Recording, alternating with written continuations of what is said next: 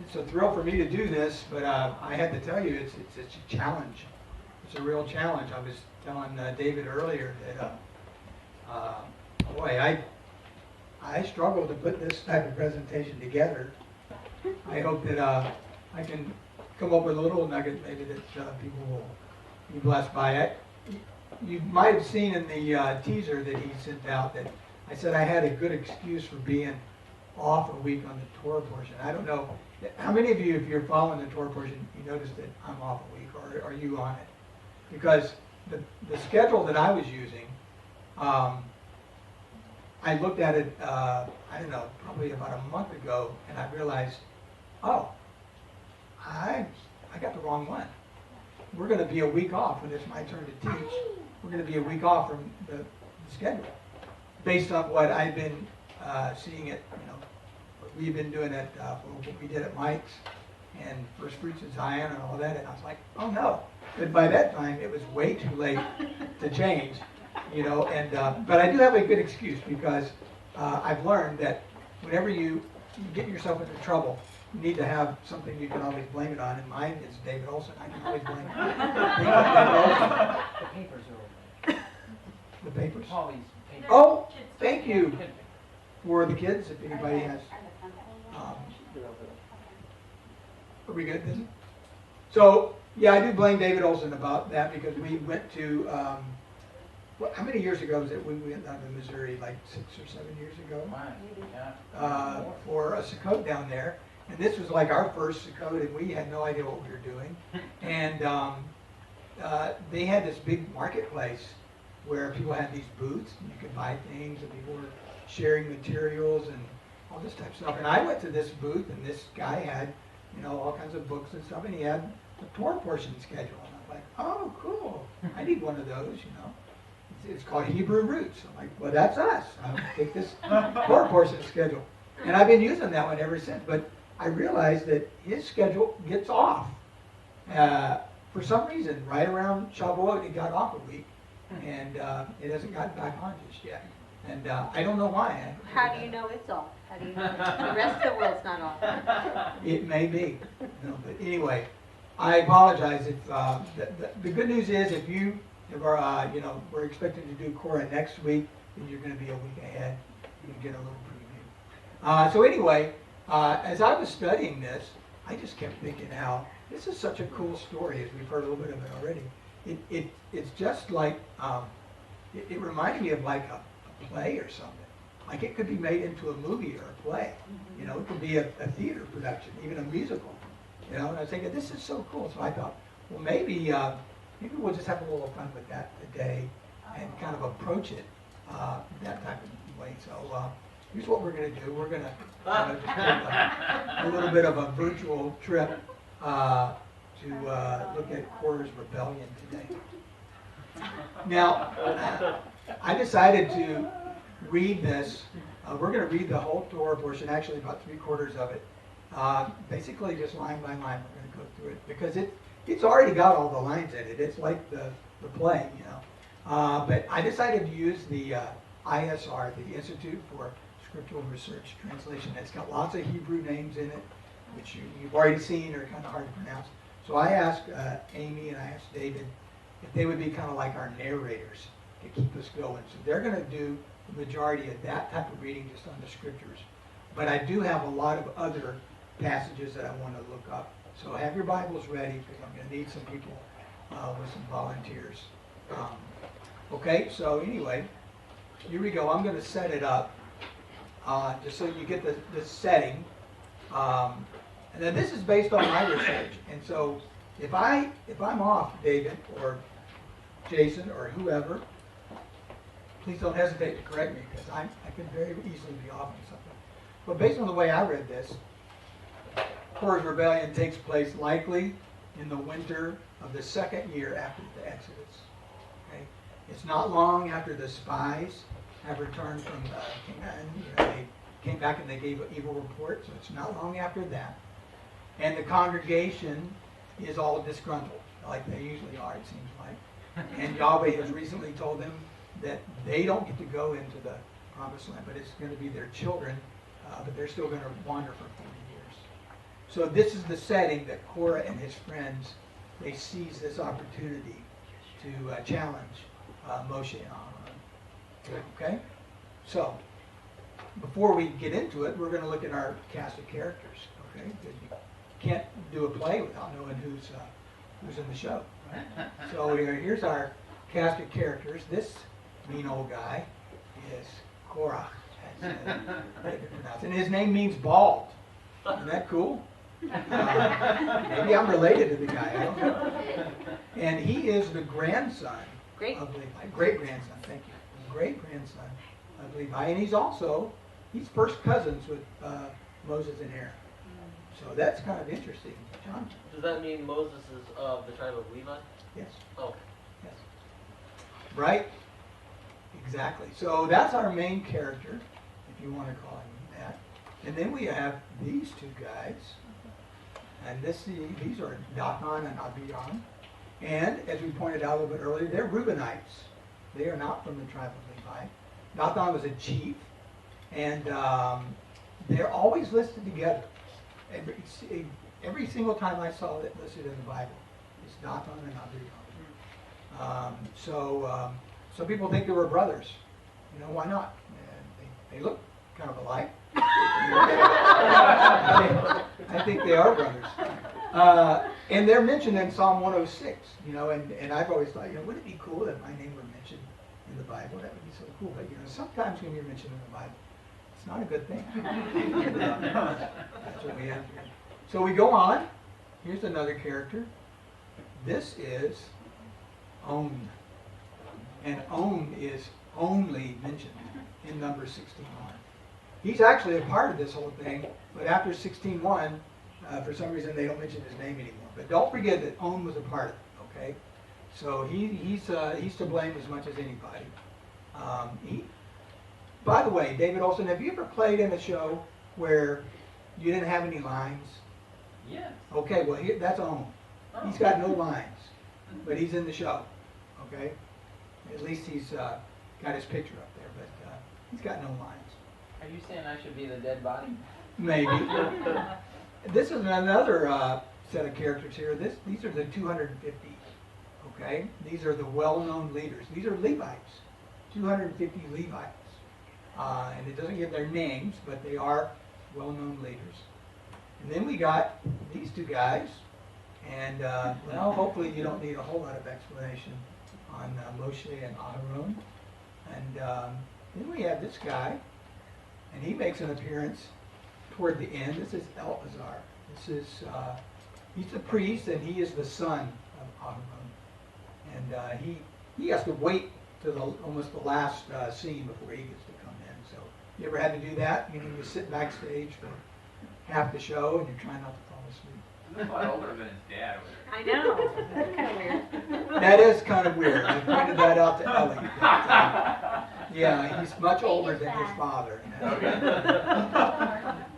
So here we go. We're going to go into Act 1, and this is where our narrators are going to read for us. You want to start? Okay. You guys will just alternate.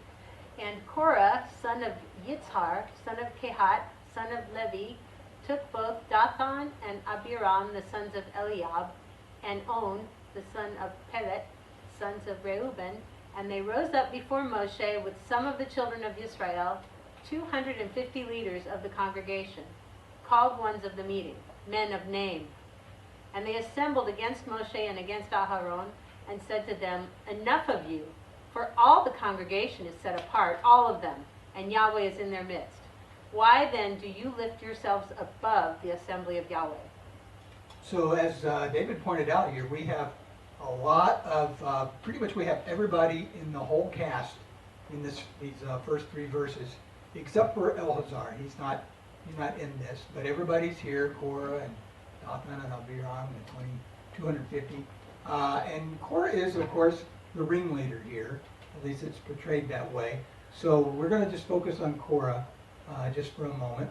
And let's start with a look at the family tree of Levi, and that will give us a little bit better idea of how this all breaks down. So Levi had the three sons, and you can see there Gershon, Kohat, and Merari. And Korah, descended from Kohat, and he is way down here. There's Korah. Everybody see him? And like I said, he's the great-grandson of Levi. And you can see right across that line there. Oh, I got the pointer. There's Moses and Aaron. And so he's first cousins with those guys. These are all first cousins. All right, and so he teams up with his 3 Reubenite buddies and the 250 Levites, and they start trouble. And what's the beef that they got? Well, basically, he just can't stand Moshe and Aaron, and he's going to let them know that he can't stand it. So look back at verse 3 and see what he says, and I'll read this part. Enough of you, for all the congregation is set apart, all of them, and Yahweh is in their midst. Why then do you lift yourselves above the assembly of Yahweh? Enough of you. I'm sick of you. So he's out of line, right? I mean, this is like David was pointing out, that they're standing up to him, and he's out of line here. But he does make one point that's correct in the sense. He says that all the congregation is set apart. Were the children of Israel set apart? Yeah, they were. But they're not all exactly set apart in the same manner, right? And that's what Korah is maybe upset with. Maybe it's a pride thing, or he just thinks he's better, Why does my cousin get to lead everybody, My dad's just as important as his dad. I don't know, he's jealous. Who knows? But like you might think, this is a point in their history when everybody's in a bad mood because they just got the news not too long ago that you're not going into the promised land, and nobody's liking it right now. And so this is a place where Korah and his friends step up. Let's keep going. And when Moshe heard, he fell on his face and spoke to Korah and all his company, saying, Tomorrow morning Yahweh shall make known who is his and who is set apart, and bring him near to him, and let him bring near to him the one that he chooses. Do this, take fire holders, Korah and all your company, and put fire in them, and put incense in them before Yahweh tomorrow. And it shall be that the one whom Yahweh chooses is the set apart one. Enough of you, sons of Levi. Kind of back at you. Enough of you. So this is the first of 3 times that Moshe is going to fall on his face during this story. Okay, 2 more coming up with Aaron. And Moshe is pretty upset about this. I mean, I think he knew right away, this is a serious situation. This is going to get ugly pretty soon.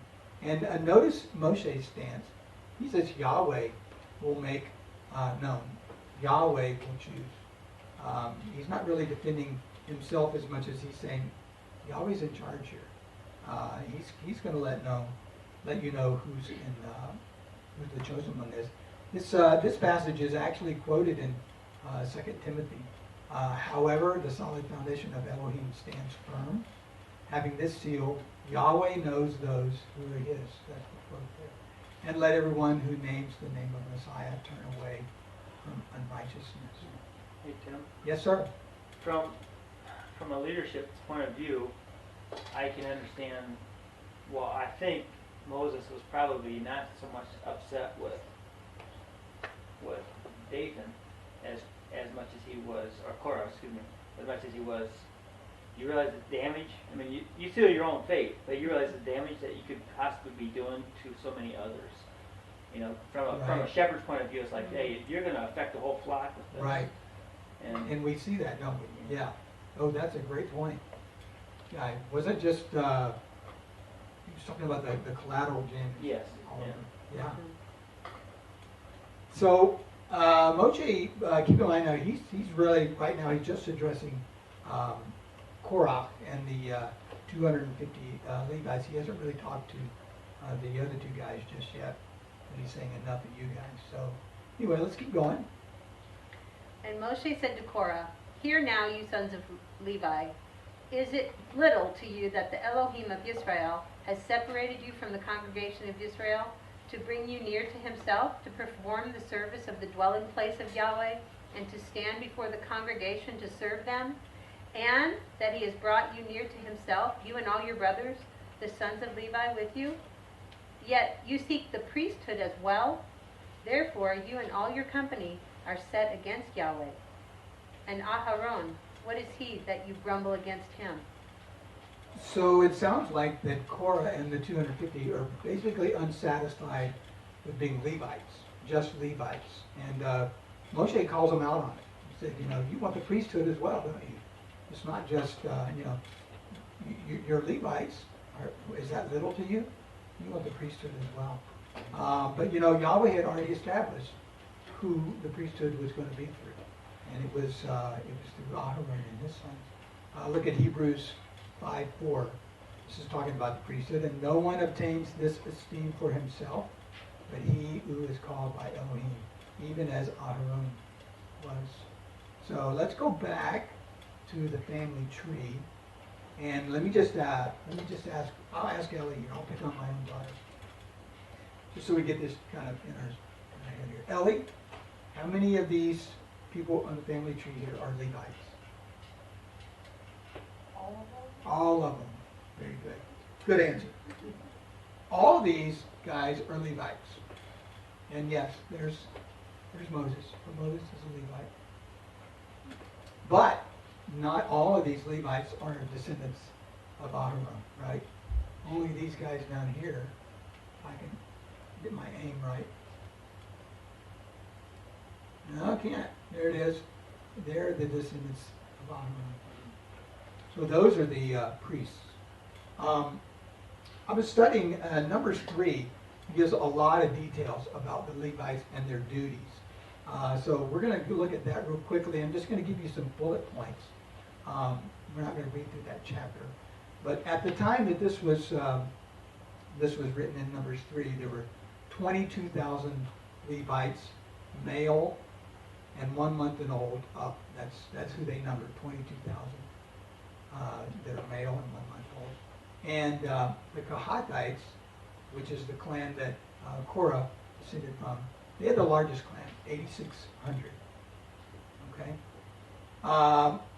This is pretty important here. Yahweh took the Levites as his own from the children of Israel instead of the firstborn. So he basically decided, I'm going to take the Levites as the firstborn instead of the actual firstborn. The Levites are my firstborn. And then he gives the Levites to Aharon and his sons to help them in the service, the simple service. So he takes the Levites as his own and he gives them to Aharon. And you can see the clan responsibilities there. And we're mostly, of course, going to talk about Kahat there in the middle. They got the ark, the table, the lampstand, which is the menorah, slaughter places. Again, this is where the ISR, not IRS, calls it. That's the altar, the slaughter places. So, I look at that and I say, they've got the best assignments. They've got the coolest things to take care of, right? I don't know why they're complaining. This is really pretty cool. When you look at Numbers chapter 7 says that Gershon and Merari, those clans got to use carts to carry their stuff. When they moved anywhere, as they can't move, they got to use carts. But look what Numbers 4 says about the Kohatites. And when And you shall guard the duty of the set-apart place and the duty of the slaughter place, so that there will be no more wrath on the children of Israel. And see, I myself have taken your brothers, the Levites, from the midst of the children of Israel, a gift to you, given by Yahweh, to do the service of the tent of appointment. But you and your sons with you are to guard your priesthood for all matters at the slaughter place and behind the veil, and you shall serve. I have given you the priesthood as a gift for service, but the stranger who comes near is put to death. All right, so again, Yahweh is just reiterating what was already established, but he's making sure that everybody knows exactly who's supposed to approach the altar and who's doing what, and who's going to be held responsible, basically, if something goes wrong. So that's as far as we're going to go in the Torah portion. Now let's just look at from that, let's look at a few takeaways, and I hope you guys can come up with some more. These are the ones that I thought about.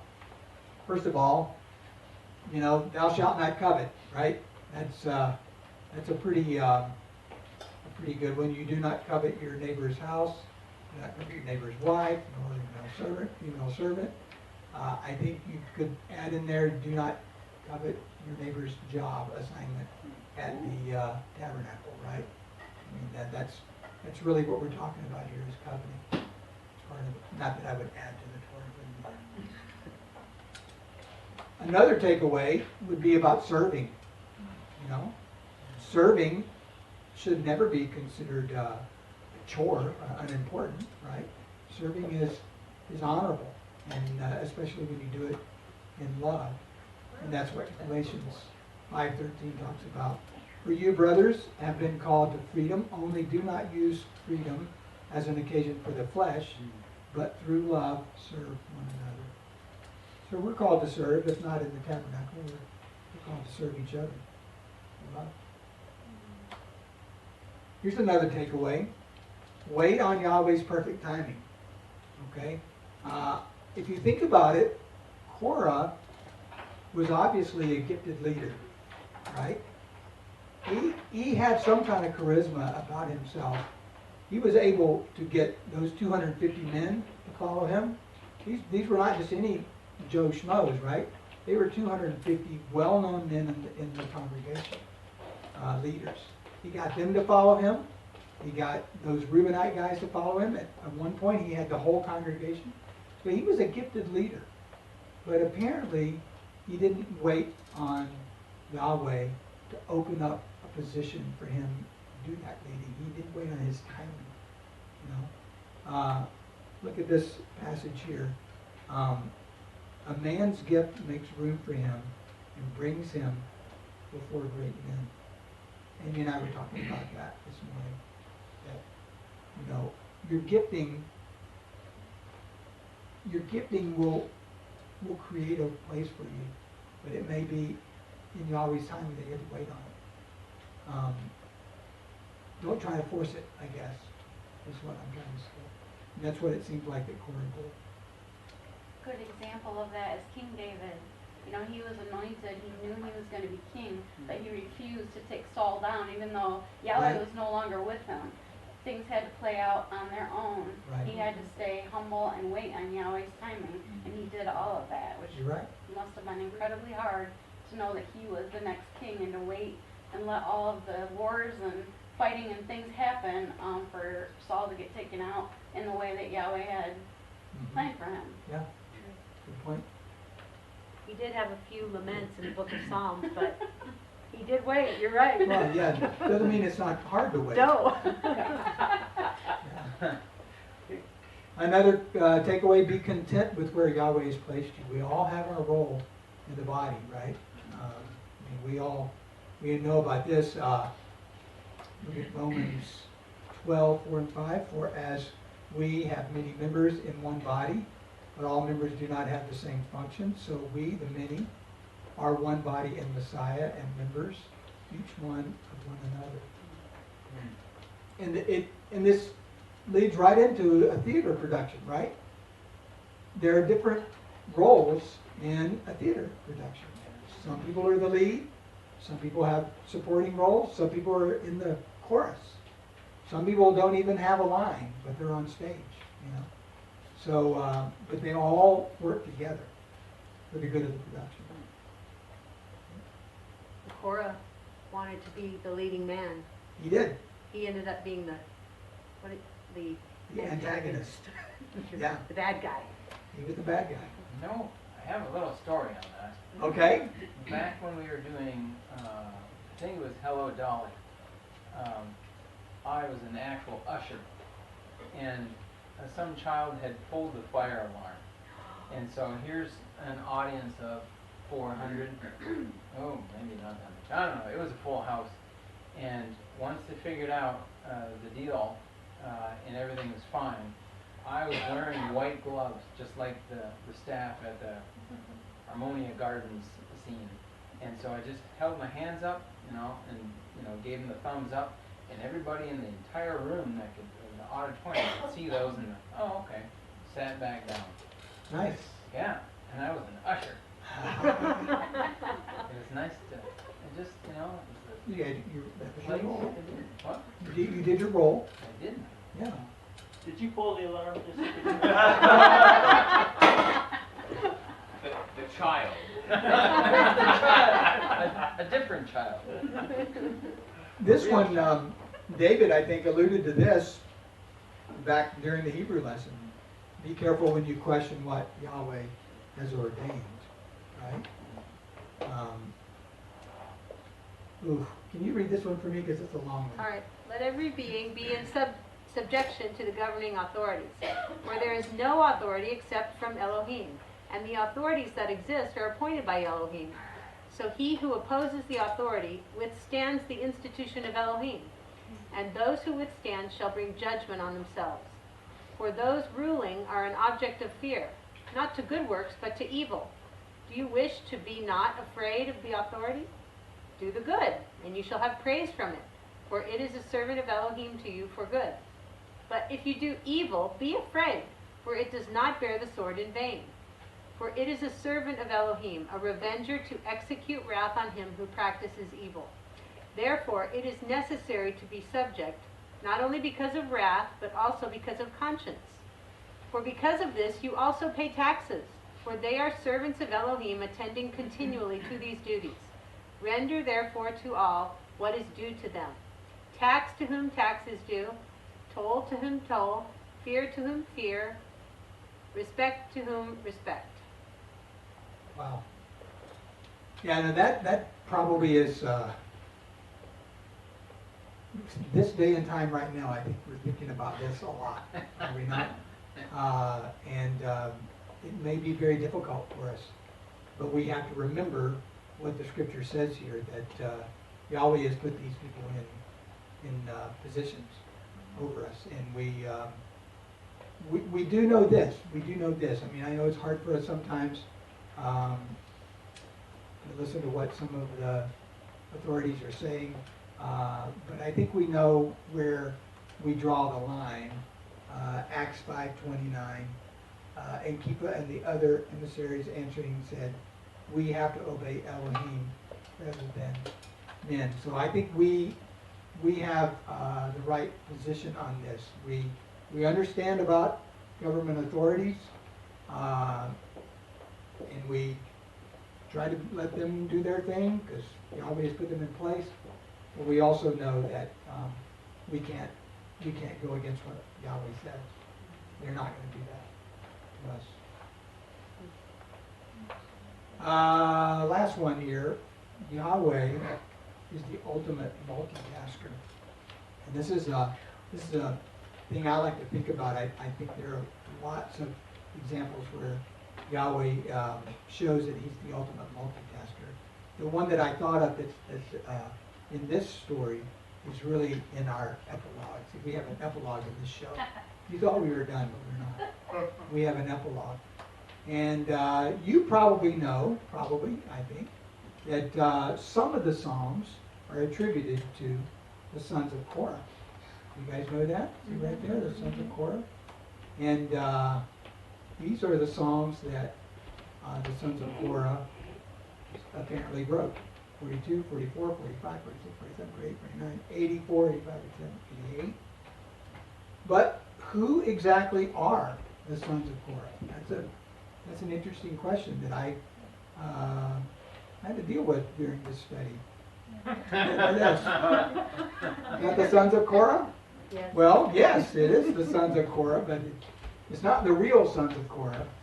If you haven't listened to this group, I highly recommend them. These guys may be my favorite group. I mean, they only sing psalms, by the way, and they just do a wonderful job. But you know, it might be a pretty normal assumption to just say that, the sons of Korah died with Korah because he was standing there at the tent, and Dathan and Abiram, look back at Numbers 16. Came to be as he ended up speaking all these words, the ground opened up, split apart, with their household and all the men with Korah, all their goods. Now this is really talking about Dathan and Abiram, but it also says all the men with Korah. Who are all the men with Korah? Who are the men with Korah? Could it be his son? Well, could be, because we know he had sons. Exodus 6:24 lists Korah's real life sons: Asir, Elkanah, and Abiasaph. Those are his real sons. But we also read in Scripture in Numbers 26 that the sons of Korah did not die. So, for whatever reason, the sons of Korah were not standing with their father on that fateful day. We don't know if they were against him or if they were, I don't know why. Apparently they were against him, I would think. So, they went on to write the Psalms, or some of the Psalms. Well, it's probably unlikely. Now, look at this. I don't have a timeline here, but just think about these dates here. Who actually wrote the Sons of Korah Psalms? Well, the date of the Exodus, many people think is around 13 BC, 13th century BC. So it's like 1,200 years BC, right? All right?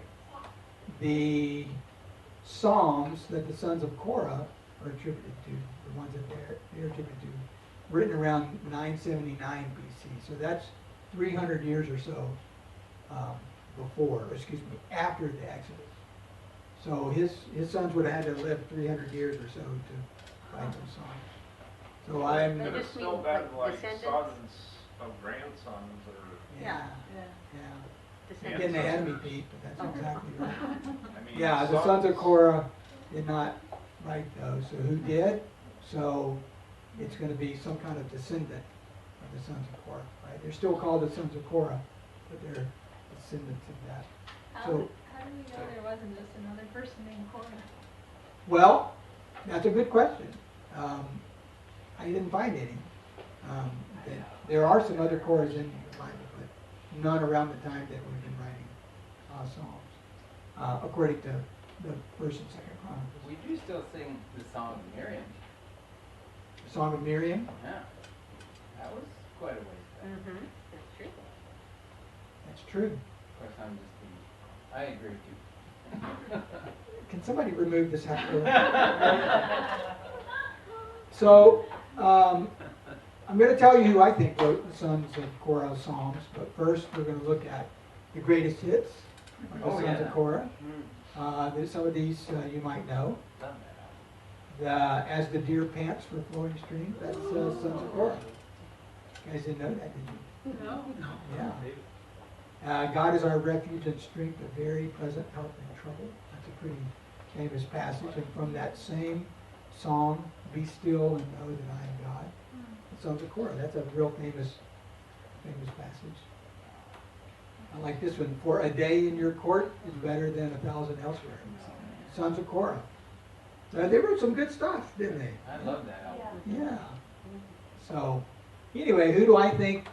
I think this guy who is he gets to be in the program too. He's making kind of a cameo appearance here at the end. This is Haman, and he is the grandson of Samuel. Okay, and he was apparently very wise because they even somewhere in Scripture, I didn't find it, but I read it somewhere. It said that Solomon was compared to Haman in terms of his wisdom. And so, who is Haman? Looky here. There's some fun facts. 18 generations from Korah to Haman, as stated in 1 Chronicles 6. So you can look over on the right. You see all the begats there. Levi begat Kahath, who begat Yitzhar, who begat Korah. There's Korah. So you count down 18 generations, and there's Haman down at the bottom. And why I think that Haman wrote some of the Psalms is, as a matter of fact, it says in one of them that he wrote 88. But he is listed a lot with Asaph. And Asaph wrote a lot of the Psalms. And Haman was like a contemporary. They hung together and sang together, and they played cymbals together. Look at that. Haman played cymbals, so I like him already. And it does say he's credited with at least writing Psalm 88. And he had 14 sons and 3 daughters. So right there's your family band. There's your Sons of Korah band right there. Is the Haman Sons of Korah band. I also learned some things about just other Korahite duties. You know, the other people in that tribe. Their jobs expanded. David expanded some of them. The gatekeepers and porters. And I thought it was interesting. Look at the last one. Elkanah and 4 other Korahites joined David's army. Oh. Now, Samuel, right here, where's Samuel? Why does it not work when you want it to work? It is. Here's Samuel. His father is named Elkanah. Now, did Samuel's father fight alongside David? I don't know. Seemed like he might be a little bit old to do that, but maybe he was like the old man, you know, token old soldier. I don't know. But anyway, that's kind of who I think at least wrote one of them. It says that, and probably wrote some of the others or had something to do with it. Maybe his family was involved. So that's my last takeaway. Yahweh is the ultimate multitasker because he used the descendants of an evil man to contribute to his written word, while he's also demonstrating his mercy and grace throughout the generations. Think about this. This I stole from the today's Sons of Korah website. And they're talking about the name Sons of Korah, why they use it. And I think this is a good quote. It kind of ties it together here. It seems to be that at some point, this musical family, he's talking about actual Korah, came to be called after their rebellious forefather. Korah was an infamous historical figure in the Israelite consciousness, remembered as an example of rebellion against God. To be related to him would have been a notable thing, though not necessarily a negative thing. The continuing existence of this family line was a testimony to the grace of God, who, although he would be right to wipe out the memory of sinful men from the earth, is nevertheless forgiving, and whose heart is always for restoration and redemption, rather than for destruction. The sons of Korah were therefore a living testimony to God's grace. They certainly had much to sing about, and we feel the same way. And I'm thinking, you know, we should feel the same way. We have much to sing about, do we not? I mean, we could be in that same line of Korah. You know, we have an evil ancestor up the road there, and maybe Yahweh had every right to wipe out that line. But his grace continues from generation to generation. And the end. That's the end. We don't have a curtain call, so there's no,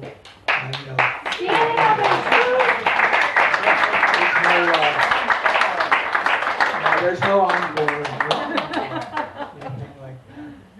Anybody have any other comments? I just thought, this is kind of just reading into it a little bit, but it seems to me that all of Israel sort of had put Moses on this pedestal, not a good one necessarily, but it seemed like they were sometimes confusing him with God. Like, Right. they would say things like, you have, set yourself up like this, Right. or you killed these people, and they seem to be confused.